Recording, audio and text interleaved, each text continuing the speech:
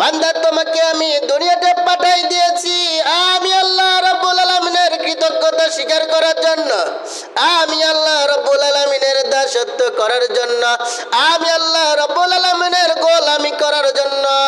দুনিয়ার কোন এমপি মন্ত্রী, দুনিয়ার কোন চেলাচামুন্ডা, দুনিয়ার কোন পাঁচটা গোলামের দিকে তোমাকে মাথা নত হয়ে থাকার জন্য তৈরি করি নাই।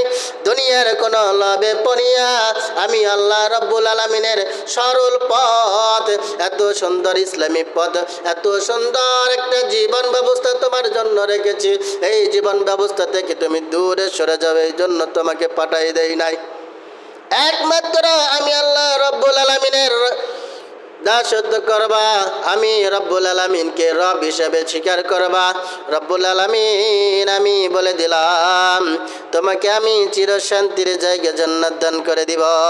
আমরা যে ইবাদত করি, আমরা কেন করি? ওই একই উদ্দেশ্যে করি। আল্লাহ বলতেছেন তুমি আমাকে মানো, মেনে চলো, তোমাকে আমি শান্তির জায়গা জান্নাত দান করব। আর আমরাও চাইতেছি আল্লাহ যতটুকুই আমরা ইবাদত বন্দেগী করতেছি, অন্তত এতটুকু একের বিনিময়ে হইলেও যেন আল্লাহ রাব্বুল আলামিন আমাদেরকে জান্নাত নসিব করেন, এইটাই আমাদের উদ্দেশ্য, তাই আছে না? এবার আল্লাহ রাব্বুল আলামিন বলতেছেন বান্দা তুমিও জান্নাত চাও, আমি আল্লাহ রাব্বুল আলামিন জান্নাত সৃষ্টি করেছি তোমাকে দেওয়ার জন্যই। কেননা আমি আল্লাহ রাব্বুল আলামিন যখন জান্নাতকে সৃষ্টি করলাম এবং জাহান্নামকে বানাইলাম, জান্নাতকে বানাইলাম, আল্লাহ রাব্বুল আলামিন জান্নাত এবং জাহান্নাম সৃষ্টি করার পরে এবার ফেরেশতাদেরকে ডাক দিয়ে বলতেছেন ইবলিস তুমি জেনে রাখো আমি জান্নাত এবং জাহান্নাম আমি আল্লাহ রাব্বুল আলামিন তৈরি করে রেখে দিলাম। আমার ওই বান্দাগুলোকে আমি জান্নাতে দিয়ে দিব, যেই বান্দাগুলো আমি আল্লাহ রাব্বুল আলামিনকে মানিয়ে চলবে। দুনিয়ার রঙিন চশমা, দুনিয়ার যত প্রকার দুনিয়াবি সুখ দ্বারা ত্যাগ করিয়া আমি আল্লাহ রাব্বুল আলামিনকে যারা মান্য করবে তাদেরকে আমি আল্লাহ রাব্বুল আলামিন জান্নাত দিয়ে দিব। এবার ইবলিস শয়তান বলতেছেন আমরা অনেকেই বলে থাকি ইবলিস কিন্তু ফেরেশতা ছিলেন না। ইবলিস কে ছিলেন? জিন ছিলেন। ইবলিস কখনোই ফেরেশতা ছিলেন না। এই জন্য পৃথিবীর জমিনে আমরা অনেকেই দেখি জিনের আসর বলে দেখি না, দুষ্ট প্রকৃতির কিছু জিন রয়েছে। এবার ইবলিসকে ডাক দিয়ে বলতেছেন ইবলিস আল্লাহ রাব্বুল আলামিনের এই কথা শোনার পরে এবার বলতেছেন আল্লাহ আপনি জান্নাত বানাইছেন, জাহান্নাম বানাইছেন, কিন্তু আমার মনে বড় জানতে চাই জান্নাত কয়টা বানাইছেন আর জাহান্নাম কয়টা বানাইছেন। এবার আল্লাহ বলতেছেন আমি জান্নাতও বানাইছি একটা, জাহান্নামও বানাইছি একটা, কিন্তু জান্নাতে ঢোকার সেক্টর স্তর বা দরজা বানাইছি 8টা। কয়টা? আর জাহান্নামে ঢোকার স্তর বা সেক্টর বানাইছি 7টা। এবার ইবলিস শয়তান আল্লাহ রাব্বুল আলামিনকে ডাক দিয়ে বলতেছেন আল্লাহ আপনি জান্নাতি বেশি বানাইলেন আর জাহান্নাম কোন বানাইলেন? আল্লাহ আপনি জাহান্নামের সংখ্যা বাড়াই দিন এবং জান্নাতের সংখ্যাটা কমাই দেন। এবার আল্লাহ বলতেছেন কেন কেন এমনটা আমি আল্লাহ রাব্বুল আলামিন কেন করব?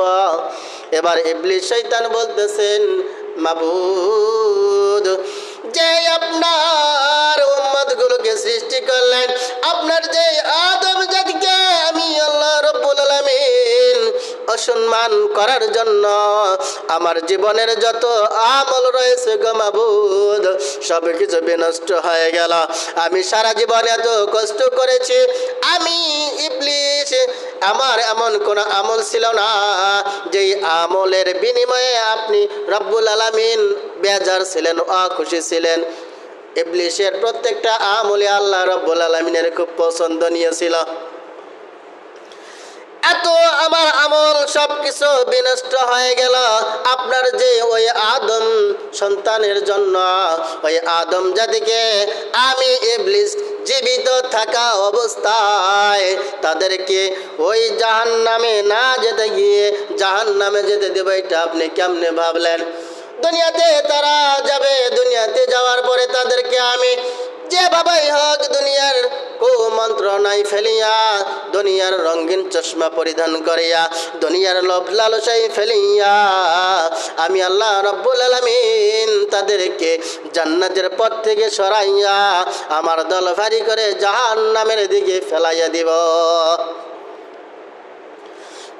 তৎক্ষণাৎ আল্লাহ রাব্বুল আলামিন কিন্তু বলে দিয়েছিলেন, আমার বান্দাগুলোকে আমি জান্নাত যেহেতু সৃষ্টি করেছি দেওয়ার জন্য, ইবলিস তুমি যতই কুমন্ত্রণা দাও, যতই তুমি ফন্দি আটো না কেন, আমি আল্লাহ রাব্বুল আলামিন বলে দিলাম, আমার বান্দা যদি জীবনে এমন কোনো আমল, যদি ভালো আমল না থেকে থাকে, কিন্তু আমার বান্দা আমি আল্লাহকে রব হিসাবে মানত, এতটুকুই যদি করতে পারত, আমি আল্লাহ রাব্বুল আলামিন